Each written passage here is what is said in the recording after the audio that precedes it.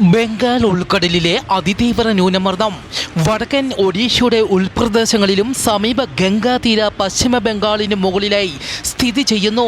അടുത്ത 24 മണിക്കൂറിനിടെ വടക്കൻ ഒഡീഷ, തെക്കൻ ജാർഖണ്ഡ്, വടക്കൻ ഛത്തീസ്ഗഡ് പ്രദേശങ്ങളിലൂടെ പടിഞ്ഞാറ് വടക്ക് പടിഞ്ഞാറ് ദിശയിലേക്ക് സഞ്ചരിക്കാൻ സാധ്യത. ഇന്നു മുതൽ ആഗസ്റ്റ് 1 തീയതി വരെ കേരളത്തിലെ ഒറ്റപ്പെട്ട സ്ഥലങ്ങളിൽ അതിശക്തമായ മഴയ്ക്ക് സാധ്യത. നാളെ ജൂലൈ 29 തീയതി പത്തനംതിട്ട, കോട്ടയം, എറണാകുളം, കോഴിക്കോട്, വയനാട്, കണ്ണൂർ, കാസർഗോഡ് ജില്ലകളിൽ യെല്ലോ അലർട്ട് പ്രഖ്യാപിച്ചു. ഇന്ന് ആലപ്പുഴ, കോട്ടയം, എറണാകുളം, തൃശൂർ, പാലക്കാട്, മലപ്പുറം, കോഴിക്കോട്, വയനാട്, കണ്ണൂർ, കാസർഗോഡ് ജില്ലകളിലെ ഒറ്റപ്പെട്ടയിടങ്ങളിൽ കനത്ത മഴ ലഭിക്കുന്നതായി റിപ്പോർട്ട്.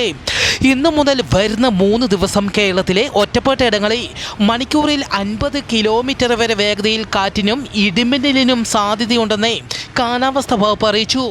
വരും മണിക്കൂറിൽ കേരളത്തിലെ എല്ലാ ജില്ലകളിലെയും ഒറ്റപ്പെട്ടയിടങ്ങളിൽ ഒറ്റപ്പെട്ട ശക്തമായ മഴയ്ക്ക് സാധ്യത.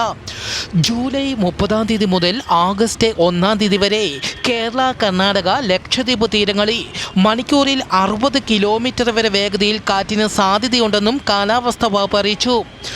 തെക്കൻ ജപ്പാനിൽ 7.1 തീവ്രതയുള്ള ശക്തമായ ഭൂകമ്പം. കെട്ടിടങ്ങൾ തകർന്നു, നിരവധി പേർക്ക് പരിക്കേറ്റു.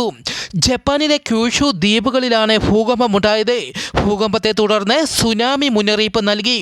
തീരപ്രദേശങ്ങളിൽ താമസിക്കുന്നവർ ഉയർന്ന സ്ഥലങ്ങളിലേക്ക് മാറാൻ നിർദ്ദേശം നൽകി.